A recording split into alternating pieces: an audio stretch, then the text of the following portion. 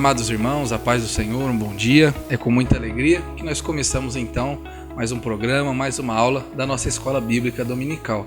Quero convidar você, nesse momento, a fechar os seus olhos, curvar sua cabeça e nós vamos orar a Deus para que Ele nos abençoe e que a gente, nesse momento, aprenda ainda mais da Sua palavra. Ore comigo.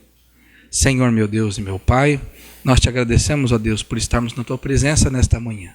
Que o Senhor possa abençoar, ó Deus, este programa, aos irmãos que acompanham, Senhor, as famílias. Pai, que a Tua igreja em casa, neste momento, possa ser edificada pelo ensino da Tua palavra. Pai, abençoe, Senhor, os nossos prefeitos, abençoe, Senhor, os nossos governadores, o presidente da República, as cidades, os empresários. E, Senhor, que nesse momento, Pai, nós possamos ainda mais aprender de Ti. Guarda, Senhor, a nossa vida, abre o nosso coração, o nosso entendimento. É o que nós pedimos e em nome de Jesus já agradecemos. Amém. Meus irmãos, hoje nós vamos estudar a lição de número 8. Como os irmãos sabem, nós estamos estudando o segundo trimestre de 2020, que tem por título A Igreja Eleita, com ensinos baseados na carta de Paulo aos Efésios. Nós temos a alegria de ter conosco, como todo domingo, ao menos 2 comentaristas, e hoje a alegria de receber aqui o nosso irmão diácono João Paulo Júnior, pastor Juninho. Pode Senhor, irmão Igor. E também a nossa irmã Célia, pastor irmã Célia. Pode Senhor. Para nós é uma alegria, um sentimento de satisfação muito grande.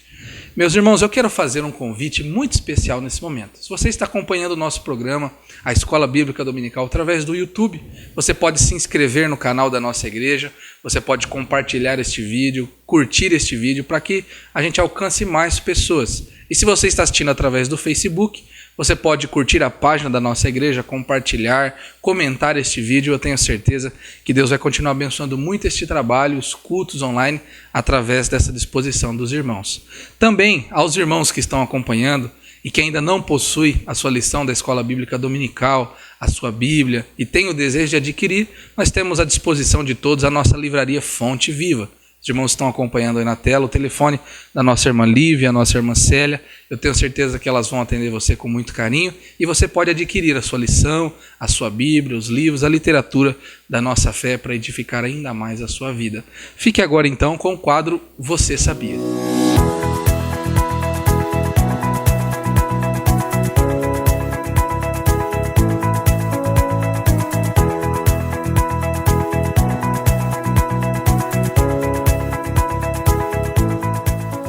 Meus amados irmãos, então hoje nós vamos estudar a lição de número 8, que tem por título Edificados sobre o fundamento dos apóstolos e dos profetas.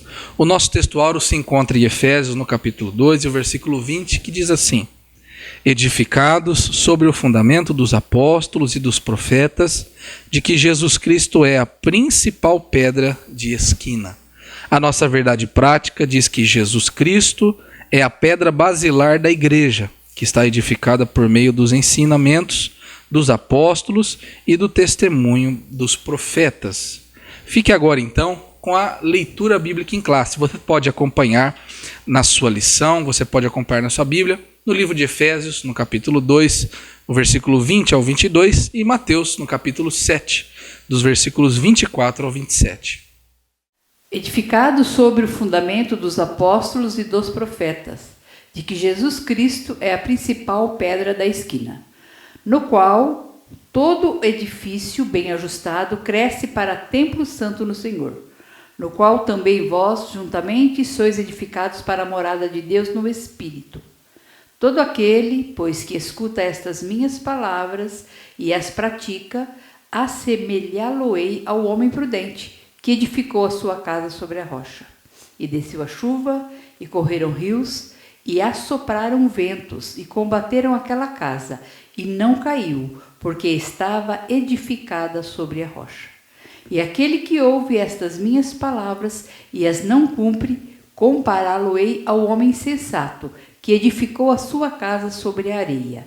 E desceu a chuva, e correram rios, e assopraram ventos, e combateram aquela casa, e caiu, e foi grande a sua queda.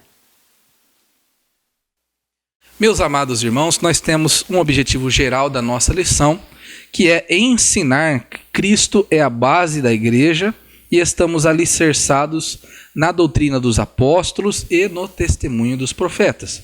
E cada tópico, hoje nós temos 3 tópicos, cada um deles tem o seu objetivo individual. O objetivo do primeiro tópico é explicitar que no Antigo Testamento Deus habitou no tabernáculo e no templo, mas que no Novo habita em nós por meio de seu Espírito Santo. O tópico 2 vai apresentar o fundamento da igreja, como a doutrina dos apóstolos e testemunho dos profetas. E o último, terceiro tópico, vai refletir que somos templo do Espírito Santo e devemos viver em santidade. Meus amados irmãos, nós iniciamos então o estudo da nossa lição. Um assunto importantíssimo. Nós estamos falando hoje sobre um assunto que é presente na vida de todo cristão. A pessoa de Jesus Cristo é a base da nossa fé, ele é a nossa pedra de esquina, aonde nós alicerçamos todas as áreas da nossa vida e entregamos a ele para que ele nos auxilie, cuide daquilo que nós, por meio da nossa fé, entregamos ao seu cuidado. E por meio dessa reconciliação efetivada na cruz, Paulo mostra como Cristo forma a igreja. Nós vimos nas lições anteriores que havia uma separação. Deus, então, nesse momento, através da pessoa de Jesus Cristo, une os povos, quebrando a separação e transformando os povos antes separados, agora unidos como igreja, como um corpo. E o apóstolo Paulo compara, no versículo 21 do capítulo 2 de Efésios, esta organização como um edifício em construção. A lição de hoje está imperdível, muito interessante, e nós vamos falar também sobre a pedra angular, a pedra basilar, que nas edificações dos templos era a pedra usada, como os irmãos viram no quadro Você Sabia, para coordenar toda a construção. E na visão espiritual, nós vemos que é a pessoa de Jesus Cristo. Por isso, irmã Célia, nós entramos no tópico de número 1, que tem por título Um Edifício Espiritual, e eu gostaria que a senhora então explicasse para nós nesse momento quais os conceitos espirituais que nós podemos extrair, tendo como base e exemplificando com a figura do templo.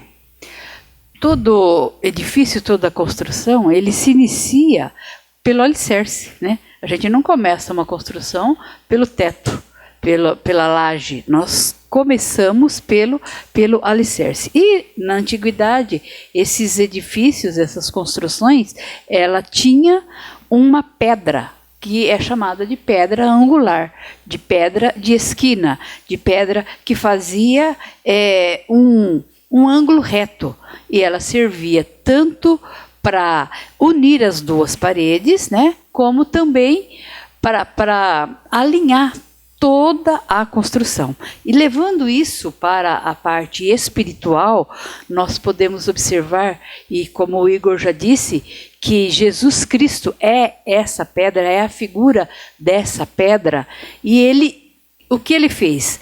Quando a gente fala que essa pedra servia para unir duas paredes, ele uniu os povos, né? Gentios e judeus, hoje têm os mesmos direitos. E também o alinhamento.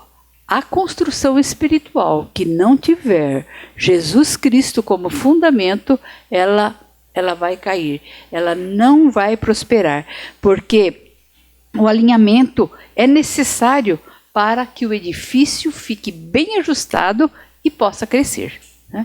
Então, creio que eu respondi a pergunta do Igor, né? E quero então iniciar aqui, entrar no primeiro tópico dessa lição, que fala um edifício espiritual que tem 3 subtópicos, que é o santuário judeu, o santuário cristão, a pedra angular e Cristo, a pedra principal, né? Nós vimos aqui na lição que o edifício templo judaico lá em Jerusalém era o símbolo de exclusivismo de Israel. Era só para eles. Os gentios, né, eles tinham restrições. Na lição passada nós vimos, né, que existia um muro de 1,5 metros, do qual os gentios não podiam passar. E nesse muro tinha lá avisos em grego e em latim, para ficar bem claro, para que os gentios entendessem muito bem, né? E dizia assim, aqueles avisos: os intrusos serão executados. Então, era uma inimizade entre judeus e gentios, mas Cristo, ele reconciliou os judeus e gentios. Na cruz, ele derribou essa parede de separação. Lá em Efésios 2:14, diz o seguinte: porque ele é a nossa paz, o qual de ambos os povos fez um, e derribando a parede de separação que estava no meio, né? Ele aboliu as leis cerimoniais, né? Ele desfez a inimizade entre eles e fez uma nova humanidade. Lá em Efésios, no mesmo capítulo que eu acabei de ler, versículo 18 e 19, diz o seguinte: porque por ele ambos temos acesso ao Pai em um mesmo Espírito. Assim já não sois estrangeiros nem forasteiros, mas concidadãos dos santos e da família de Deus, né? Observem que a parede, ela não foi apenas derribada, não foi apenas abolida as leis cerimoniais, não foi apenas desfeita a inimizade, mas nós fomos feitos concidadãos. É um privilégio muito grande. Nós que não tínhamos direito a nada, estávamos condenados, saímos dessa condição para uma condição de concidadão dos santos, né? E da família de Deus. O que significa essa palavra concidadão, né? É o indivíduo que goza da mesma cidadania que outrem, né? Que as outras pessoas. Por exemplo, eu sou brasileira, tenho a cidadania brasileira, mas eu também tenho uma cidadania, vamos dizer, uma cidadania italiana. Eu tenho os mesmos direitos, né, das pessoas que nasceram na Itália, né? E o versículo 19, ele fala assim: e da família de Deus. Família nos remete à união de pessoas e também à herança. Nós temos o mesmo direito que os filhos, né? Nós fomos adotados, né? Então, nós pertencemos à mesma família e temos direito à mesma herança. Assim, o templo judaico, ele perde a relevância e o novo conceito de santuário é apresentado, que entra aqui no subtópico 2, que fala sobre o santuário cristão. O que é esse santuário cristão? Será que foi construído um novo templo? Não, lá podemos dizer aqui, quero citar 1 Coríntios, capítulo 3, e o versículo 16, que diz: não sabeis vós que sois o templo de Deus e que o Espírito de Deus habita em vós? Então, o novo templo, o novo conceito de templo do Novo Testamento somos nós mesmos, né? Somos nós que agora somos templo do Espírito Santo, né? E aqui na lição, o ensino apostólico, lembra Salomão na dedicação do templo, quando ele disse, né, quando ele reconhece que o templo de Jerusalém não poderia conter a Deus, né? Desse modo, os crentes judeus ou gentios tornaram-se templo onde Deus habita. Não há mais exclusivismo. E a gente pode observar aqui que no lugar onde Deus habitava era o Santo dos Santos, né? Era o lugar mais sagrado, o lugar mais íntimo. E é nesse lugar que Deus quer que a gente tenha comunhão com Ele. Nós não ficamos mais no átrio, não ficamos mais no lugar santo, mas nós podemos chegar até o Santo dos Santos e ali ter uma vida de comunhão com Deus. Deus não quer que nós tenhamos uma vida rasa com Ele, uma vida superficial, mas que nós possamos nos aprofundar, né, na comunhão, no conhecimento de Deus. O subtópico 3 fala sobre a pedra angular, né? Era a primeira pedra a ser assentada em toda a construção, em todo edifício, e ela, como eu já disse, formava ali um ângulo reto, né? Entre as duas paredes, né? E a partir daquela pedra, toda a construção, todas as outras pedras, elas vinham ali seguindo o alinhamento. Então, nós vamos aprender hoje sobre, aqui, como diz o título da lição, edificado sobre o fundamento dos apóstolos. Esse fundamento aqui não é nas pessoas, mas na doutrina e nos profetas do Novo Testamento, né? Isso quer dizer que o edifício que não tem a pedra angular, ele não fica alinhado e corre o risco de desabar. A lição também cita, né, que nas escavações do templo em Jerusalém foi encontrado, né, Juninho, uma pedra de 12 metros, que era um monólito. O que é esse monólito? Era uma pedra só. Né? Era uma pedra que foi ali colocada, ela não tinha divisão, não eram várias pedras, mas era uma única pedra, e essa pedra simboliza Jesus Cristo. O último tópico fala também sobre Cristo, a pedra principal. Na nova aliança, o santuário não é mais feito por mãos humanas, mas somos nós, o templo do Espírito Santo, né? Aonde nós estivermos, o Espírito Santo nos acompanha. E eu quero ler aqui em 1 Coríntios, no capítulo 6, e o versículo 19, que diz: ou não sabeis que o nosso corpo é o templo do Espírito Santo que habita em vós, proveniente de Deus, e que não sois de vós mesmos? Interessante, né?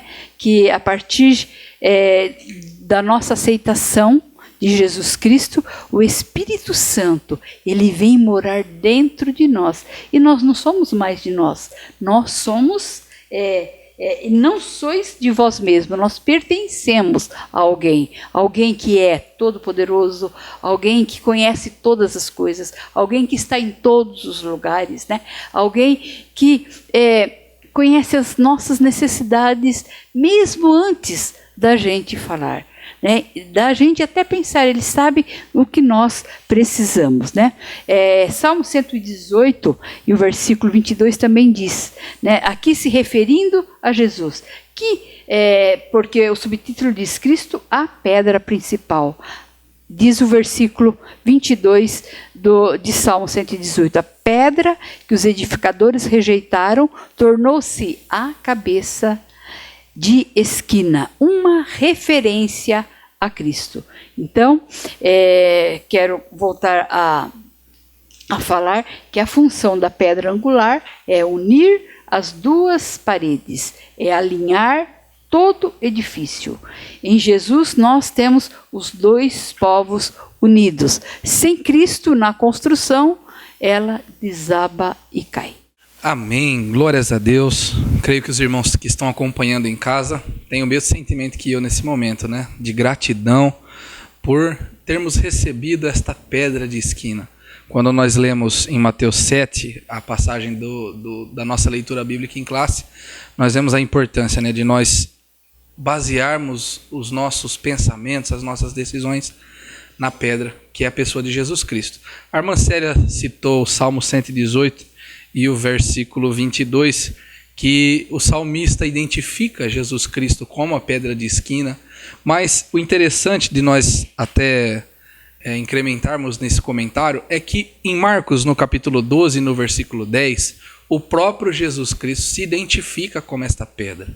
Então nós lemos em Marcos, no capítulo 12, o versículo 10, que diz assim: ainda não lestes esta escritura? A pedra que os edificadores rejeitaram, esta foi posta por cabeça de esquina. Palavras de Jesus Cristo. Então nós vemos que desde a fundação dos dias, Cristo se identifica como o cordeiro que se sacrificaria e assumiu esta posição de fundamento, de baseamento, né? Nós podemos falar, igual diz a lição, que Cristo é a nossa pedra basilar, e ele assumindo esta posição dando a nós a oportunidade de sermos edificados sobre ele e basearmos toda a nossa vida, tudo aquilo que nós cremos, vivemos nos seus ensinamentos, nas suas ideias e nos seus pensamentos, para obtermos então o sucesso e a bênção de Deus. E o resumo, a síntese desse tópico de número 1 diz que em Cristo um novo conceito de santuário é construído. Os crentes são comparados a um edifício espiritual onde Cristo é a pedra principal. Meus irmãos, entramos então no tópico de número 2, que tem por título o fundamento, apóstolos e profetas. Como o nosso texto áureo diz, Paulo no versículo 20 cita que nós somos edificados como igreja sobre o fundamento doutrinário dos apóstolos e dos profetas. Nós podemos ver, Juninho, que, e já sabemos, né, que a igreja está edificada sobre a pedra angular, a pedra basilar, que é o próprio Cristo, mas que Paulo, na carta aos Efésios, ele descreve uma importante atuação dos apóstolos e dos profetas na estruturação da igreja. Então, quão importante foi a atuação destes homens, dessas mulheres de Deus, para a formação e estruturação da igreja? Amém, irmão Igor. Nós podemos contemplar essa importância na pessoa dos apóstolos pela revelação que eles tiveram da palavra de Deus através de Cristo Jesus e através do Espírito Santo, para essa fundamentação da igreja que hoje nós temos, inclusive, nos nossos dias. A igreja chegou aos nossos dias muito pelo trabalho desses apóstolos que tiveram em revelar, em escrever, né, em também trabalhar para que esse fundamento, que é a palavra de Deus, chegasse até os nossos dias, contemplando, né, as nossas vidas. E nós temos aqui a salvação em Cristo Jesus, através principalmente dessa fundamentação. Primeiramente, nós devemos entender o conceito de apóstolos. Nós vemos na lição aqui que o apóstolo vem do grego, né, e ele significa enviado ou mensageiro. O apóstolo ele tem foco na missão salvadora de Cristo, o que distingue também já aqui, irmãos, a atuação do apóstolo. É óbvio que nós aqui não queremos polemizar, né? Mas nós temos alguns hoje chamados apóstolos. Porém, o apóstolo ele tinha, né, uma missão aqui com o foco, que era na missão salvadora do próprio Cristo, né? Inclusive, Jesus ele também é chamado de apóstolo. Isso está escrito lá em Hebreus, no capítulo 3, no versículo 1. O próprio Cristo é chamado de apóstolo. Nos evangelhos sinóticos, que seriam Mateus, Marcos e Lucas, esse termo apóstolo ele é empregado para se referir aos 12 escolhidos por Jesus. Os 12, obviamente, eles foram testemunhas oculares do ministério, né, morte e ressurreição de Jesus. Mais uma vez, distinguindo aqui o apostolado. Foco principal na missão salvadora de Cristo, por serem, obviamente, testemunhas de Cristo, ou terem recebido, né, ali revelações espirituais acerca da pregação do evangelho para a igreja, né, que nós já sabíamos que seria a grande revelação de que agora os gentios teriam, né, a oportunidade de aceitar a Cristo como seu Salvador e também estarem debaixo, né, das promessas destinadas à igreja. O próprio apóstolo Paulo, né, chamado assim, nós vemos ali, né, em 1 Coríntios capítulo 15, versículo 9 e 10, isso aqui também demonstrando. E aos apóstolos foi confiado o ministério da palavra, o ensino da mesma. Nós vemos que a missão deles era pregar essa revelação, né, a todos aqueles que eles poderiam chegar, né? Eles deviam pregar a igreja primitiva, e essa mensagem tinha um fundamento que era o próprio Senhor Jesus. Isso também está registrado lá em Atos, no capítulo 6 e no versículo 4. Nós temos aqui um grande exemplo, né, de instrução para a igreja primitiva, quando após o apóstolo Paulo ter pregado ali na sua primeira viagem missionária e ter colhido frutos ali, né, dos gentios, ele ter subido ali, né, de volta a Jerusalém e entrado ali em um concílio com os outros apóstolos para definir, né, como os gentios seriam ali, eles deveriam se comportar. Será que agora eles deviam ter os ritos judaicos, né, para a sua vida, deviam se circuncidar ou não? Como deveria ser, né? E se eles seriam aceitos na igreja? Então nós vemos aqui que esse exemplo de atuação no ensino, também comprovado pela Escritura Sagrada, nesse evento. Então ali os apóstolos, reconhecendo que os gentios também eram, né, ali destinados à promessa de salvação em Cristo, disseram ali para os gentios que eles deveriam somente, né, algumas observâncias, né, não deveriam mais ali, né, ter os ritos judaicos em suas vidas, mas que seriam também considerados igreja, né, do nosso Senhor e Salvador Jesus Cristo. E isso está registrado, irmãos, no capítulo 15 de Atos. Nós podemos ler aqui, né, em nossos lares, né, e contemplar também, né, a atuação dos apóstolos. Então, para a gente entender o conceito de apóstolo, mais uma vez digo, não para polemizar, mas para podermos contemplar, apóstolo, ele era enviado, ele era um mensageiro que tinha foco na missão salvadora de Cristo, e foram chamados apóstolos os 12 que andaram com Cristo e o apóstolo Paulo, que foi chamado posteriormente pelo próprio Cristo, né? Nós temos também isso registrado no livro de Atos. Já entrando no tópico 2 ali, no subtópico 2, que é a doutrina dos apóstolos, onde nós estamos fundamentados, nós vemos esse fato, irmãos, porque apóstolos, eles ensinavam. Os apóstolos passam, né? As pessoas passam, nós devemos entender isso aqui. Nós estamos aqui limitados ao tempo, né? Nós não sabemos quando será o nosso último, né, dia de vida. Mas o que não passa é o legado que nós deixamos, né? A palavra que nós ensinamos e principalmente a palavra de Deus, que essa não passa. Então o fundamento não pode ser uma pessoa. Eu não posso me fundamentar em uma pessoa porque a pessoa passa. Mas a palavra de Deus, que é o verdadeiro fundamento da igreja, essa palavra não passa e sempre cumpre com o objetivo que é ao que Cristo, né, proclamou ou falou. O termo doutrina, ele significa uma crença ou conjunto de crenças ensinados por religiões, partidos políticos ou outros grupos.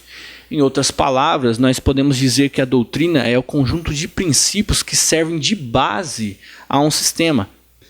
Eu paro aqui nesse momento, faço um parênteses para a gente observar. A doutrina, ela é um conjunto de princípios que serve de base. Como a nossa irmã Célia já nos ensinou aqui, a base era a pedra angular. Ela servia de base para a construção do edifício. Então, se a doutrina ela é um conjunto de princípios que serve de base, nós vemos que a doutrina era o próprio fundamento de Cristo. Sendo o próprio Cristo, o verbo, a palavra, seria ali a doutrina dos apóstolos, onde a igreja está fundamentada. Doutrina, ela vem do latim doctrina, a qual deriva da palavra doceu, que significa ensino. Então, nós aqui já devemos ratificar a importância do ensino da palavra nos nossos dias, que com certeza é o grande fundamento da igreja, o conhecimento da pessoa de Jesus Cristo, da obra redentora de Jesus Cristo, e essa proclamação, a pregação do evangelho para que todos nós venhamos conhecer e também podemos se salvar, né? Ter os nossos pecados perdoados e um dia morar com Cristo no céu. Como já disse, o fundamento da igreja não eram os apóstolos, não pode ser uma pessoa, mas a doutrina deles era essa base, né? De revelação que eles tiveram do evangelho, da salvação em Cristo Jesus para todo aquele que crê. Nós vemos isso registrado em Atos, no capítulo 2, no versículo 42. E perseveravam na doutrina dos apóstolos, e na comunhão, e no partir do pão, e nas orações. Então nós temos aqui o papel da igreja, a fundamentação. Oração, comunhão, ensino da doutrina, ensino da palavra. Então já demonstra aqui que a doutrina realmente é a base. Mas a gente deve lembrar que essa doutrina não veio deles. Eles não eram doutores, pessoas ali que escreviam, né, obras literárias para ensino. Eles tiveram essa revelação do próprio Senhor Jesus. Nós temos um versículo aqui, irmãos, né, que está registrado em João, no capítulo 14, no versículo 24 ao 26. Ele diz assim, ó, Jesus falando: quem não me ama, não guarda as minhas palavras. Ora, a palavra que ouvistes não é minha, mas do Pai que me enviou. Tenho-vos dito isso estando convosco. Mas aquele Consolador, o Espírito Santo, que o Pai enviará em meu nome, vos ensinará todas as coisas e vos fará lembrar de tudo quanto vos tenho dito. Então a palavra de Cristo aos apóstolos é que o Espírito Santo viria ensinaria eles e faria eles lembrar daquilo que Cristo tinha dito. Então, mostrando aqui que essa doutrina não poderia vir deles próprios, mas tinha que vir do Espírito Santo, que faria com que eles se lembrassem daquilo que Cristo havia falado. E por consequência dessa lembrança, eles tivessem o ensino do Espírito Santo através das revelações das próprias palavras que Cristo mencionou para eles. Então a doutrina não vem dos apóstolos, o fundamento não é na pessoa, e sim é em Jesus Cristo, na palavra de Jesus, no ensino da palavra. Nós temos outro versículo, João capítulo 17, versículo 8, diz assim: porque lhes dei as palavras que me deste, Jesus falando, e eles receberam, e têm verdadeiramente conhecido que saí de ti, e creram que me enviaste. Então mais um versículo. Cristo recebe essa doutrina de Deus. Eu creio que os irmãos estão estudando aqui a lição com a Bíblia, irmãos. Nós temos que ler muito a Bíblia, pelo fato de hoje estarmos estudando essa doutrina pautada no ensino da palavra. Outro versículo para comprovar que Cristo recebe a doutrina de Deus está registrado em João, no capítulo 7, no versículo 16. Jesus respondeu e disse-lhes: a minha doutrina não é minha, mas daquele que me enviou. Então nós temos aqui registrado a fundamentação da igreja na doutrina dos apóstolos, que veio de Cristo e veio de Deus. É por isso que a igreja, irmãos, é de Deus, é a menina dos olhos de Deus, ninguém toca na igreja, né? E as portas do inferno não prevalecem contra a igreja, porque a igreja, irmãos, está fundamentada na palavra do Senhor Jesus e na pessoa bendita do nosso Salvador. Assim como não se pode mexer na pedra angular depois de colocado o alicerce, igualmente o fundamento da igreja não pode ser violado. O fundamento é Jesus. O fundamento é a palavra de Deus. Então aqui eu faço, irmãos, eu sei que nós estamos estudando a lição da Escola Bíblica Dominical, mas eu faço aqui um clamor para que eu, você, a igreja, nós leiamos a palavra de Deus. Nós estudemos com vontade, com foco, com dedicação à palavra de Deus. Não precisa ser doutor para aprender da palavra de Deus. Os apóstolos, muitos eram pescadores, muitos tinham profissões comuns, mas a terem um encontro com Cristo, foram ali os grandes agentes de receberem essa revelação do nosso Senhor e Salvador Jesus Cristo. Então nós devemos estudar a palavra de Deus, para que essa palavra continue viva, irmãos, para as próximas gerações. Nós sabemos que a igreja ela segue viva por intermédio de Jesus Cristo, mas nós temos um papel de responsabilidade, que é de pregar essa palavra, de ensinar. Então eu faço esse clamor para que eu e você venhamos nos dedicar ao estudo da palavra de Deus. No versículo citado ali no capítulo 21 de Lucas, no versículo 33 diz assim: passará o céu e a terra, mas as minhas palavras não hão de passar. O próprio Cristo diz que as palavras não vão passar, vão se cumprir. A revelação dos apóstolos no Novo Testamento nunca poderá ser substituída ou anulada por revelação, testemunho ou profecia posterior. Não queremos novamente aqui, irmãos, polemizar, não é isso. Mas nós temos que dizer o que a palavra do Senhor diz.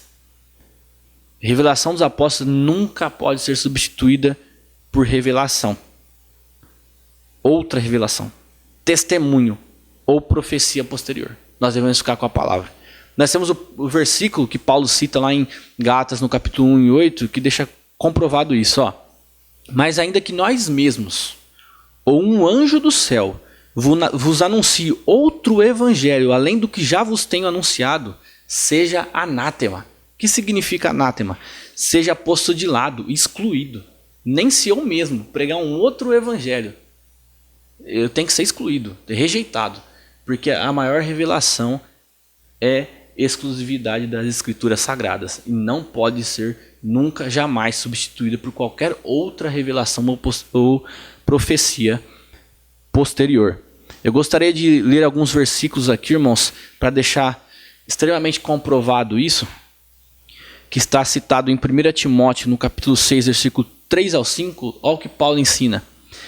Se alguém ensina alguma outra doutrina e se não conforma com as sãs palavras de nosso Senhor Jesus Cristo e com a doutrina que é segundo a piedade, é soberbo e nada sabe, mas delira acerca de questões e contendas de palavras, das quais nascem invejas, porfias, blasfêmias, ruins suspeitas, contendas de homens corruptos de entendimento e privados da verdade, cuidando que a piedade seja caso de ganho.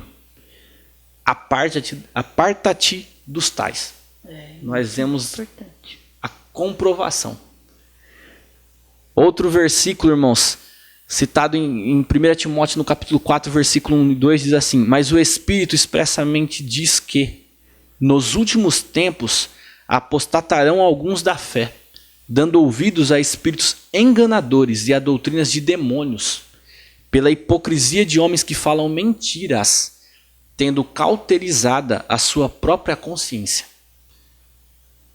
Outro versículo, 1 Timóteo capítulo 4, versículo 16. Tem cuidado de ti mesmo e da doutrina. Persevera nestas coisas, porque fazendo isto, te salvarás tanto a ti mesmo como aos que te ouvem.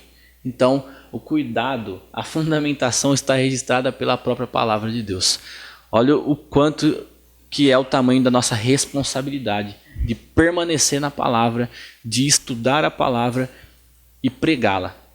O objetivo principal da igreja é continuar proclamando a revelação que Jesus Cristo salva, cura, batiza no Espírito Santo e leva um dia, todos nós para os céus.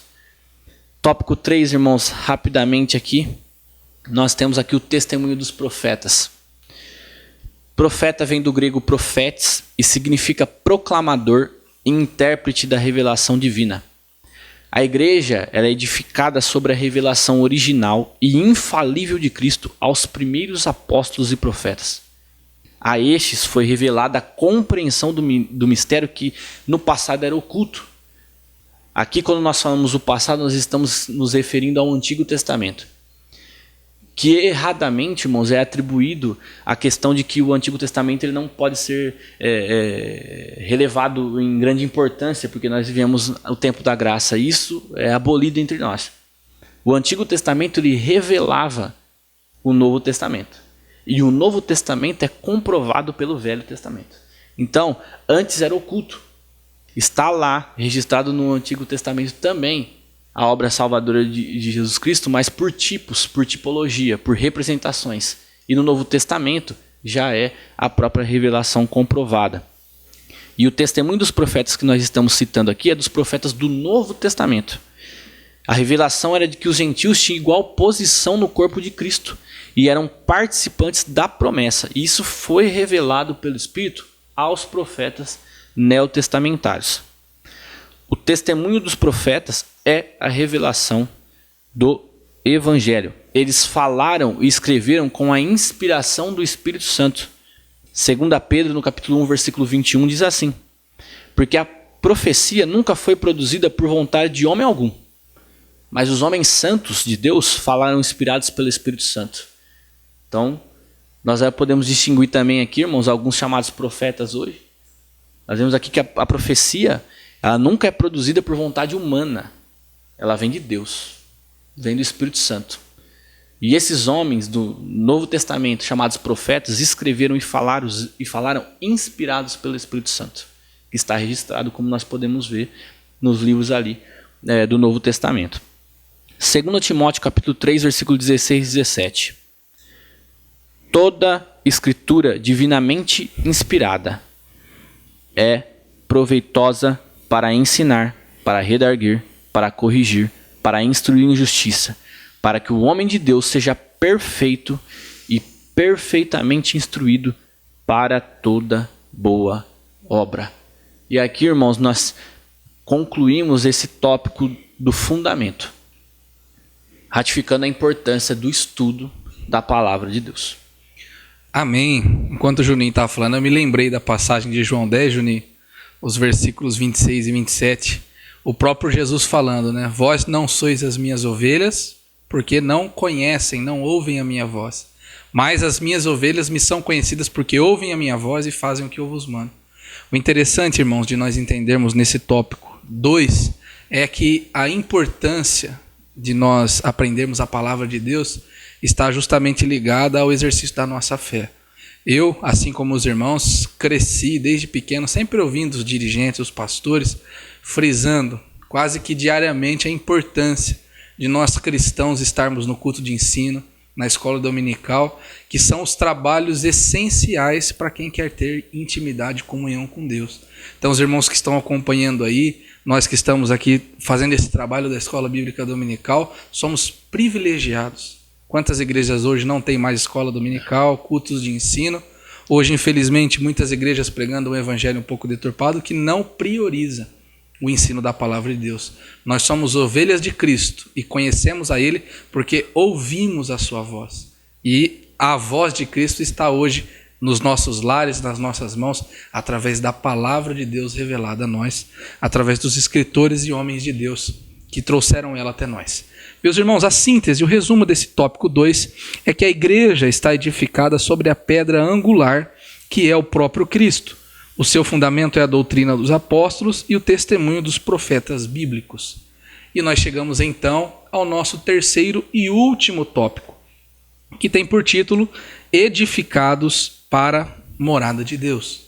No subtópico de número 1, que tem por título Um Edifício Bem Ajustado, no versículo 21 de Efésios 2, a gente vê que Paulo fala sobre esse contínuo processo de desenvolvimento dos cristãos.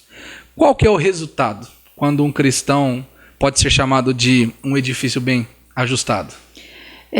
Como a lição ela é bem clara aqui, né? Diz que todo edifício bem ajustado cresce, né?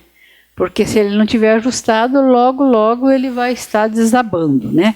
E realmente indica um processo contínuo. A Bíblia fala, né, que a vereda do justo ela é como a luz da aurora, que vai brilhando mais e mais até ser dia perfeito. Então, não é um processo assim imediato, mas ele é um processo contínuo.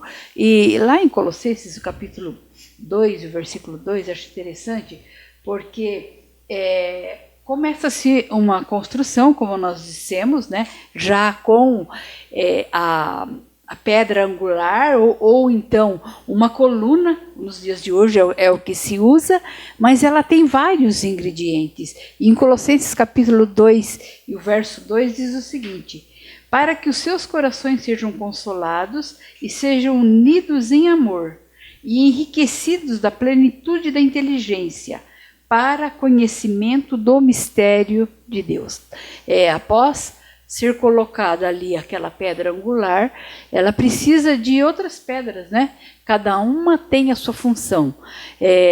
Nós podemos ver aqui que começa pelo amor, que é também um dos frutos do Espírito. Gálatas 5:22 começa por este ingrediente. Depois vocês observam que diz aqui, na plenitude da inteligência, que quer dizer pleno entendimento e conhecimento do mistério de Deus.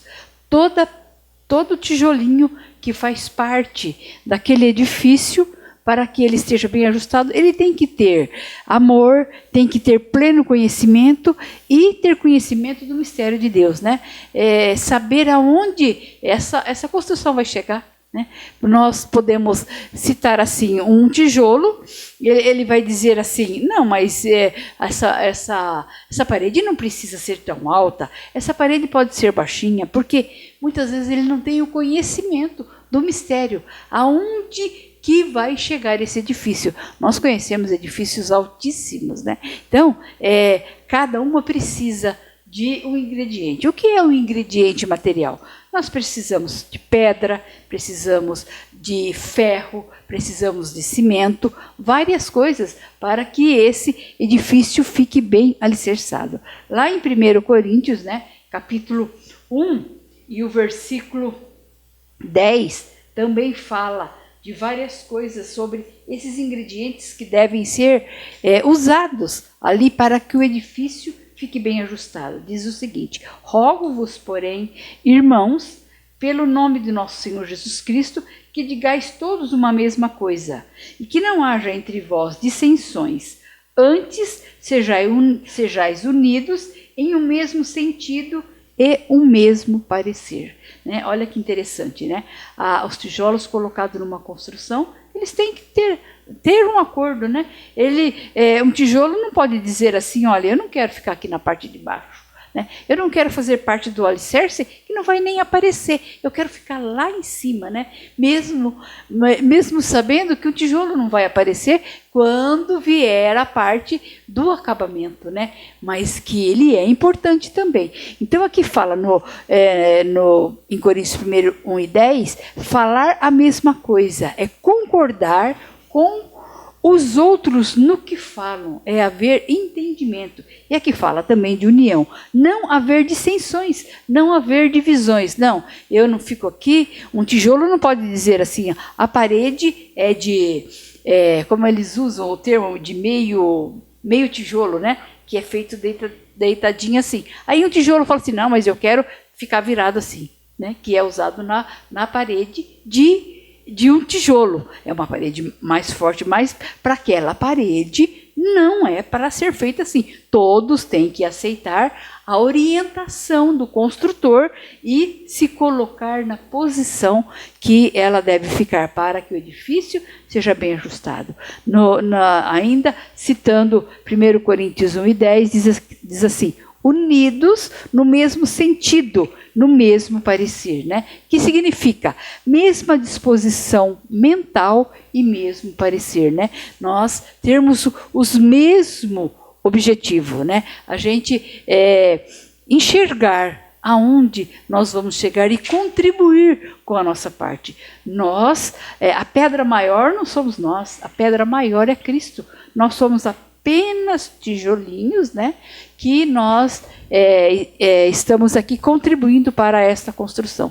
Antes de nós iniciarmos a escola dominical, nós estávamos falando, né, que sobre a importância de cada um de nós, né? O Igor Bianchini é aquele que cuida, né, da edição, da gravação, e ele disse, sem vocês eu não sou nada. E nós dissemos, sem você nós também não somos. Então, ele depende do nosso estudo, da nossa dedicação, mas nós também dependemos do trabalho dele. É assim que se faz uma construção, né? Eu quero citar aqui também Gálatas 5:22, né? Que vai mais a fundo com relação o ingrediente que tem que ter num edifício. Todo mundo conhece, né? Essa passagem, quando se cita Gálatas 5:22, já sabe que nós vamos falar do fruto do Espírito, que diz o seguinte, mas o fruto do Espírito é amor, gozo ou alegria, né? Paz, longanimidade, benignidade, bondade, fé, mansidão e temperança. Olha, se nós cristãos conseguirmos ter tudo isso daqui na nossa construção, nós somos um edifício que nunca vai cair, né? E o que acontece quando todos esses ingredientes estão na nossa vida espiritual? Está lá em Efésios, capítulo 4, e o versículo 13, que diz o seguinte, até que todos cheguemos à unidade da fé e ao conhecimento do Filho de Deus, a varão perfeito, à medida da estatura completa de Cristo. Será que um dia nós vamos chegar a ser estatura de Cristo como Cristo? Eu creio que sim, né? Que nós vamos alcançar essa medida completa de Cristo, né, Igor? Você não acha? Amém. Então, o versículo 14, aqui de Efésios 4, diz o seguinte, para que não sejamos mais meninos inconstantes, levados em roda por todo vento de doutrina, pelo engano dos homens que com astúcias enganam fraudulosamente. Então, uma construção, ela não pode ser inconstante, né? Uma hora ela está pendendo para um lado, uma hora ela está pendendo para o outro, né? Para frente, para trás, ela tem que estar firme. Porque, primeiro, quando você pretende comprar algum apartamento, a nossa preocupação é se como que foi construída, né? Se ela é firme, se ela não tem perigo de cair, né? Por isso é que fala, nós não podemos ser inconstante, que balança, né? Mas ser firmes. E também não podemos ser levados pelo vento. uma construção, ela já é feita para que ela tenha um certo balanço, né? Isso existe, mas não de uma certa forma que ela cai, né? E assim a nossa vida espiritual, ela não pode ser levada por qualquer vento, né? Fala sobre vento, muitas vezes vento de doutrina, né? Por todo vento de doutrina. Se você ler a palavra, como disse o Juninho, estudar a palavra de Deus, e como citou o Igor, participar da escola dominical, e vir aos cultos de doutrina, você não vai ser levado por vento, você vai estar firme. Pode, quem quiser dizer uma coisa, dizer isso ou dizer aquilo, mas você está firmado. Eu espero que nós, que estamos aqui ouvindo, participando da escola dominical, ouvindo a palavra de Deus, nós sejamos esse edifício bem ajustado. Amém. E até podendo citar, né, irmã Célia, que muitos pecam por falta de conhecimento. Sim. Então, quando nós adquirimos o conhecimento da palavra de Deus, automaticamente nós blindamos a nossa vida para errar, pecar cada vez menos. Meus irmãos, ainda no versículo 21 do capítulo 2 de Efésios, Paulo fala, né, Juninho, que todo edifício bem ajustado tem como resultado, igual a irmã Célia disse, o crescimento. E torna-se, através desse crescimento, o templo santo do Senhor. Então, segundo essa analogia de Paulo, irmão Juninho, qual que é o resultado quando um crente finalmente torna-se um edifício bem ajustado e um templo santo no Senhor? Amém por isso, irmão Igor. Nós ouvimos aqui as palavras da irmã Célia, mencionando sobre esse edifício bem ajustado. E nesse momento aqui eu pensei também, irmãos, nessa conclusão desse edifício, né? Nós vemos que a igreja passa por gerações. Nós temos os pais da igreja, né? Nós podemos citar aqui Agostinho, nós podemos citar as reformas através de Lutero, né? Depois John Wesley, né? Enfim, nós vemos que alguns estão mais próximos de Cristo, outros estão mais acima, nesses andares acima. Pensando no edifício, nós pensamos que estamos talvez nos últimos andares da conclusão desse edifício. Não sabemos. Não estamos acima de Cristo, mas estamos fundamentados sobre Cristo, crescendo, né? Todos nós devemos crescer no conhecimento, edificados em Cristo, porque se nós não tivermos a base, esse edifício não fica em pé. A igreja não fica de pé sem a base que é Jesus Cristo. Respondendo à pergunta, nós nos tornamos templo santo no Senhor, a partir de que cresçamos como edifício bem ajustado, com a palavra de Deus, com o conhecimento de Deus. A palavra templo aqui, ela é o vocábulo naum, que designa o lugar santíssimo, lugar do encontro do sumo sacerdote com Deus. Eu gostaria aqui, irmãos, de mencionar um pouco acerca da planta do tabernáculo, para a gente compreender melhor o que seria esse lugar santíssimo. Quando você entrava ali no pátio, né, antes de entrar, né, no tabernáculo, você já viu o altar do holocausto. Depois do altar, você via a pia de bronze, que era o lavatório. Adentrando ao tabernáculo, nós tínhamos ali a mesa de pães, né, da proposição. Nós tínhamos o candelabro de ouro, ou menorá, né, chamado assim, e o altar de incenso. Após o altar de incenso, tinha o véu. Após o véu, havia a Arca da Aliança. A Arca da Aliança, o que havia dentro dela? Havia um pouco do maná, havia as 2 tábuas dos 10 mandamentos, e havia também a vara, né, de Arão que floresceu. E ali, a tampa da Arca da Aliança era o propiciatório, né? Nós já vamos citar um pouco melhor para os irmãos entender. Esse lugar santíssimo onde havia a Arca da Aliança, ele era separado por um véu. Esse véu, irmãos, ele significava que o acesso à presença de Deus estava bloqueado pelo pecado do homem. Inclusive, para o sumo sacerdote ele entrava uma vez por ano. Era uma situação muito difícil, que ele tinha que se purificar, né? Há uns dias antes, tinha todo um ritual sagrado, a roupa e tudo mais, para que ele conseguisse adentrar a esse lugar onde seria ali, irmãos, recebido ali a presença do próprio Deus. O véu simbolizava o pecado, que estava bloqueado, o homem não podia entrar. As tábuas representavam a justiça de Deus. O véu simbolizava a separação, o pecado do homem por não poder entrar. Então esse véu era um bloqueio. As tábuas representavam a justiça de Deus. O propiciatório, que era a tampa, simbolizava a nossa reconciliação com Deus por meio de Cristo. Jesus era representado pela própria arca, feita de madeira e recoberta de ouro, revelando as naturezas de Cristo, humana e divina. Então nós tínhamos aqui a própria revelação de Cristo, da santidade de Deus, para o sumo sacerdote que adentrava naquele recinto. Agora, irmãos, nos tornando templo santo do Senhor, não existe um lugar material onde se manifesta a presença de Deus. Agora, Deus passa a habitar dentro do crente, que se torna um templo santo. Todo aquele que aceita Jesus Cristo, aquele que tem Jesus na sua vida, o Espírito Santo entra dentro dele e faz morada. E agora nós nos tornamos habitação. 1 Coríntios capítulo 3, versículo 16, citando aqui: não sabeis vós que sois o templo de Deus e que o Espírito de Deus habita em vós?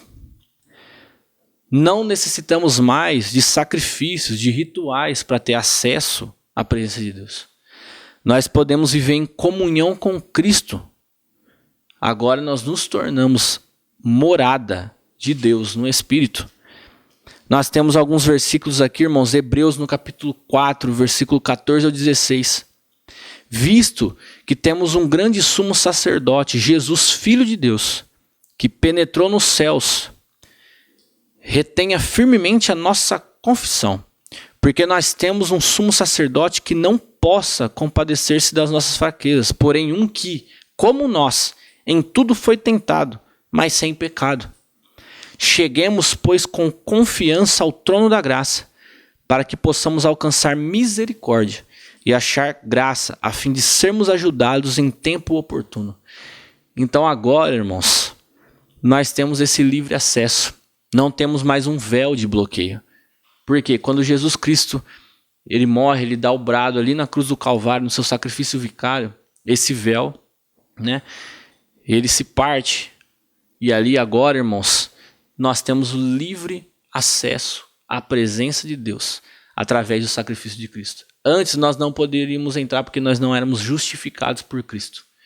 Mas a partir do sacrifício de Jesus na cruz, nós temos a justificação pelo seu sangue.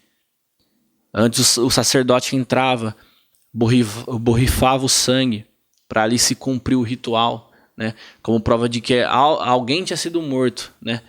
Para que os pecados ali fossem, né, fossem cobertos, e ali ele poderia receber a presença de Deus. Agora, irmãos, por um sacrifício perfeito de um homem que veio na terra, sendo Deus, mas sendo homem também, não cometeu pecado algum, se sacrificou pela humanidade, por todos nós, judeus ou gentios, possamos receber a própria presença do Espírito Santo dentro do nosso coração. Amém, glórias a Deus por isso. Que Ele nos dê a graça, irmãos, de nós sermos, alcançar esse crescimento para nós sermos um templo santo no Senhor. E o nosso último subtópico, ele tem por título Morada do Altíssimo. Juninho, nós vemos aqui então no versículo de número 22, do capítulo 2 de Efésios, Paulo usando o termo morada de Deus. Na ótica de Paulo, qual que era a significância desse termo? Amém. Agora nós nos tornando templo santo, recebendo o Espírito Santo, nós vemos que pela obra redentora de Cristo, que nos purificou de nossos pecados, torna possível a habitação de Deus em nossos corações. Isso indica que Deus habita em nós por meio do seu Espírito. Ele reside individualmente dentro de cada cristão, bem como em toda a igreja. Nosso corpo é santuário, ou seja, lugar próprio da habitação de Deus. Nosso corpo sendo consagrado para o Senhor, Deus é glorificado. Agora nós devemos lembrar, irmãos, o corpo é habitação, não lugar de visita. Então o Senhor não quer nos visitar. Ele quer fazer morada, habitar em nós. Então nós devemos sempre nos convencer disso. O Espírito Santo dentro de nós, ele nos convence. Irmãos, ele convence o homem do pecado, do juízo, da justiça de Deus. Ele produz regeneração, santidade e também dons. Nós temos um versículo, irmãos, para comprovar isso, que está registrado em João, no capítulo 14, versículo 23. Jesus respondeu e disse-lhe: se alguém me ama, guardará a minha palavra, e meu Pai o amará, e viremos para ele e faremos nele morada. Amém. Graças a Deus. Então terminamos o nosso último tópico. E a síntese, o resumo, irmãos, desse tópico é que Deus habita na vida daquele que, edificado em Cristo, torna-se templo santo no Senhor. E nós chegamos então ao fim da nossa lição, mais um programa, mais um domingo, mais uma lição da Escola Bíblica Dominical. Eu já faço a pergunta para você, dessas 8, quantas você pôde participar? Quantas você quis participar? Então fica esse convite para você que perdeu alguma, no nosso canal aqui no Facebook ou no YouTube, você pode acompanhar todas as lições e fique ligado nas próximas também. Eu tenho certeza que assim como tem sido até agora, vai continuar sendo um trabalho muito abençoado por Deus. Eu quero, para concluir, irmão, este assunto, a importância desta lição, ler com os irmãos em Efésios, no capítulo 4, os versículos 15 e 16, que diz assim: antes, seguindo a verdade em amor, cresçamos em tudo naquele que é a cabeça, Cristo, do qual todo o corpo, bem ajustado e ligado pelo auxílio de todas as juntas, segundo a justa operação de cada parte, faz o aumento do corpo para a sua edificação em amor. Nós aprendemos nesta manhã, irmãos, preciosos ensinos. Vimos como Deus, na pessoa de Jesus Cristo, nos deu o alicerce, a base para o crescimento da igreja, e como o testemunho, a vida dos apóstolos, a doutrina que eles ensinavam, fundamentou, estruturou a igreja até os dias de hoje. Que nós nunca percamos esta essência de estudarmos a palavra de Deus, fundamentarmos as nossas palavras, as nossas pregações, os nossos louvores naquilo que Deus já deixou para nós, que é a sua palavra. Que você também possa ser edificado. Tire, irmão, veja isso como um conselho. Tire todo dia um tempo para você meditar na palavra de Deus, ler alguma passagem, estudar a palavra de Deus, porque este é o único livro que nós temos o privilégio de ler com a companhia do autor, a pessoa de Jesus Cristo, o Espírito Santo ao nosso lado, nos inspirando e dando entendimento. Meus irmãos, eu quero agradecer a Deus por esta oportunidade, pela presença, pelo Espírito Santo abrir a nossa mente, o nosso entendimento, e agradecer aos irmãos que estão acompanhando a nossa lição, todo domingo aqui presentes, alunos e professores fiéis a esta escola dominical. E também, irmão, vale frisar, falamos isso todo domingo, que a nossa programação segue-se normalmente, via online. Então os irmãos que estão em casa sabem que toda terça e todo domingo às 19h30, às 7h30, nós temos os nossos cultos online. Você pode acompanhar através do YouTube, através do Facebook, nos canais da nossa igreja. E toda quinta-feira, no canal 14.1, na TVM, os irmãos podem acompanhar o culto, também o programa Momentos com Cristo, às 19h30, também às 7h30. Não vamos perder, irmãos, estes trabalhos. E, como os irmãos sabem, todo domingo, às 9 horas, nós nos encontramos na Escola Bíblica Dominical. Fora esta programação, irmãos, nós já estamos fazendo há um bom tempo e continuaremos. Todos os dias que não tem culto online, nós nos reunimos nos nossos lares nas segundas-feiras, nas quartas, nas sextas e nos sábados para orar a Deus. Então você reúne a sua família nesses dias, das 8 às 9 da noite, e levante a Deus um clamor pela nossa cidade, pelo nosso estado, pelo nosso país, pela igreja, pelos empresários, para que Deus derrame sobre nós a sua bênção, a sua graça. Lembrando, irmãos, no próximo domingo nós vamos estudar a lição de número 9, que vai falar sobre o mistério da unidade revelado. Nós saímos, enfim, uma série aqui do capítulo 2 de Efésios, então, né? Ficamos estudando 8 lições, né? 8 lições, 4 no capítulo 1, 4 no capítulo 2, e agora entramos no baseamento dos capítulos 3, no capítulo 3 e posteriormente nos outros capítulos da carta aos Efésios. E a lição que vem vai mostrar, irmão, que Deus revelou um mistério que estava oculto. Então, se o irmão quer aprender acompanhe conosco no próximo domingo às 9 horas. E quero convidar então nosso irmão Juninho para fazer essa oração e que você possa nesse momento orar conosco para que Deus abençoe o seu domingo, o seu dia e que seja de muita bênção. Senhor Jesus Cristo, nós te agradecemos, ó Pai, por este momento aqui, Jesus Cristo, aprendendo a Tua santa palavra, Deus. Que o nosso corpo, Senhor Jesus Cristo, nos tornando agora, Pai, templo do Espírito Santo, Jesus Cristo. Que o Teu Espírito, Pai, nos habite, Jesus Cristo, e que nós possamos pautar nossas decisões, escolhas, ó Deus, atitudes, no conselho que há na Tua palavra, pois todos nós estamos, ó Jesus, fundamentados em Ti. Fica conosco, Senhor Jesus Cristo, e nos abençoa neste dia. É que nós te pedimos e te agradecemos em nome de Jesus. Amém. Amém. Que Deus abençoe você e até o próximo domingo, na nossa próxima lição da Escola Bíblica Dominical. E como todo domingo, os irmãos já sabem que a Escola Bíblica Dominical é a maior escola do mundo. Deus te abençoe.